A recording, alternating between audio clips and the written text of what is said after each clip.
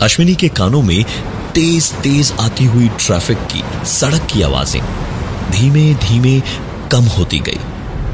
आंखों में पड़ती हुई तेज रोशनी अंधेरे में बदलती गई और आखिरकार अश्विनी बेहोश हो गया। आवाजें बेहद धीमी धीमी सुनाई दे रही थी। अश्विनी को अब आहिस्ते आहिस्ते, पता नहीं कितनी देर के बाद, जैसे होश आ रहा था। उसको अपनी कराहें कहीं एक बंद खाली से कमरे में गूंजती सी सुनाई दे रही थी। सीलन और सड़न की बदबू हर कोने से आ रही थी। अश्विनी ने धीरे धीरे आंखें खोली तो लगा जैसे आंखों की रोशनी शायद उसने खो दी है। कुछ भी दिखाई नहीं दे रहा था, बिल्कुल अंधेरा था चारों तरफ। किसी तरह खुद को संभालकर अश्विनी ने एक कोने में से किसी एक दरवाजे के नीचे से हल्की सी एक रोशनी की लकीर देखी। अश्विनी गिरता पड़ता इधर उधर लकड़ी के फर्नीचर से टकराता हुआ किसी तरह उस दरवाजे तक पहुंचा और दरवाजे को खोला तो अश्विनी की जान में जान आई। दरवाजा एक बालकनी में खुला जहां एक सीढ़ी थी ऊपर के माले पर जाने के लिए, और ऐसी सीढ़ी तो उनकी अपनी बिल्डिंग में ही थी। हर बालकनी में माथे का पसीना पहुंचकर एक बार नीचे झांका। बालकनी से देखा तो पाया कि अश्विनी न सिर्फ अपनी ही ऑफिस की बिल्डिंग में था, बल्कि वो उसी भूतिया 5th फ्लोर वाले फ्लैट में था। अश्विनी ने तुरंत सीढ़ी पर चढ़ना शुरू कर दिया। ऊंचाई से बेहद डर लगता था उसे, तो बिल्कुल भी नीचे देखना नहीं चाह रहा था अश्विनी। अंदाज से धीमे धीमे एक के बाद एक अश्विनी सीढ़ी चढ़ता हुआ 6th फ्लोर पर पहुंचा, लेकिन न तो कोई खिड़की थी और ना ही बालकनी।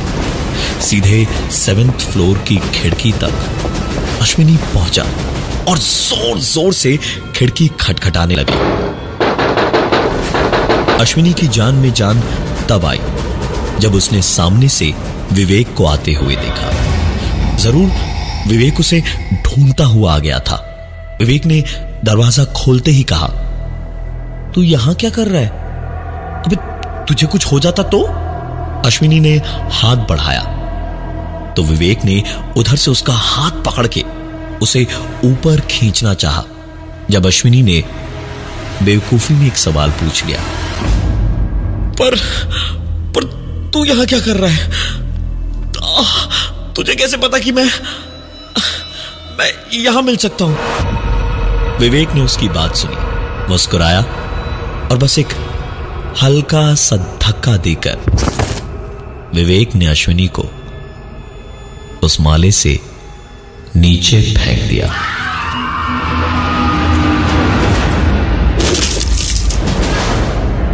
अश्विनी के नीचे गिरते ही जैसे विवेक की बेहोशी टूटी हो। घबरा के 4 कदम पीछे तो हटा, लेकिन अपने हाथों पर खून के ये धब्बे उसे बर्दाश्त नहीं हो रहे थे। वो जानता था कि ये क्या हुआ है। किसी लाश की तरह एक के बाद एक सीढ़ियां उतरता हुआ विवेक नीचे 5वें माले पर पहुंचा और सालों से बंद पड़े उस दरवाजे को खोला।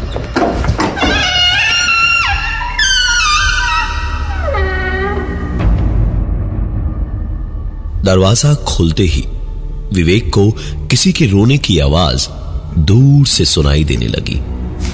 विवेक चुपचाप धीमे धीमे अंधेरे में बाहर से आती उस हल्की रोशनी में ही रोने की आवाज की ओर चलता चला गया और आखिरकार बालकनी का दरवाजा खोलकर उसने बाहर झांका।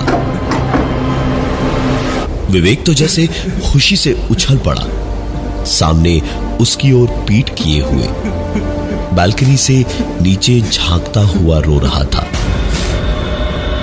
इसका मतलब अश्विनी यहीं पर गिर गया था, नीचे गिरकर उसकी मौत नहीं हुई थी। विवेक अपने दोस्त को गले लगाकर रोते हुए बोला, भाई माफ कर दे मुझे यार, मैं अपने होश में नहीं था, मेरी कोई गलती नहीं है भाई। इसके आगे विवेक कुछ कहता, उसके पहले ही वो शख्स बोल पड़ा, मैंने भी कोई गलती नहीं की थी, फिर मुझे सबने क्यों मार दिया? यह आवाज तो अश्विनी की थी ही नहीं। विवेक ने उस आदमी का चेहरा देखा तो जलते मोम की तरह उसका दिल पिघलने सा लग पड़ा। विवेक किसी कीड़े की तरह रेंगता हुआ वहां से भागने की कोशिश करने लगा तो दरवाजे तक तो पहुंच गया, लेकिन उसके आगे नहीं जा पाया। उसके पैर चल नहीं पा रहे थे।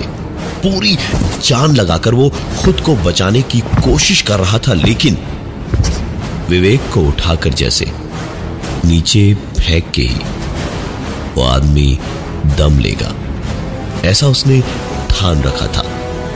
और विवेक को वहां से नीचे फेंकने से ठीक पहले उसने एक ही बात कही, कुंडी बंद नहीं करनी चाहिए थी तुम दोनों को। उस आदमी ने इतना कहा और उसके बाद विवेक की एक आखिरी चीख गूंजती रह गई।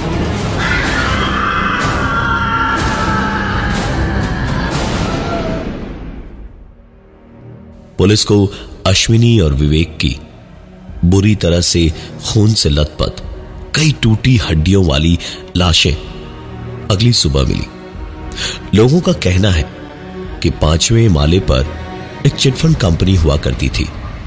वहां काम करने वाला एक सीधा साधा सा क्लर्क हुआ करता था, अनूप वर्मा।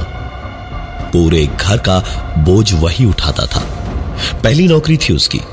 बहुत ही ईमानदारी से काम करता था और हमेशा हर चीज सही जगह पर, हर कागज सही जगह सही वक्त पर मिलता था। और उसकी इसी ईमानदारी और शराफत का फायदा उठाया उस चिटफंड कंपनी ने। एक दिन जब अनूप ऑफिस पहुंचा तो ऑफिस के बाहर भीड़ लगी थी। दरवाजे पर ताला लगा हुआ था और कोई नहीं था।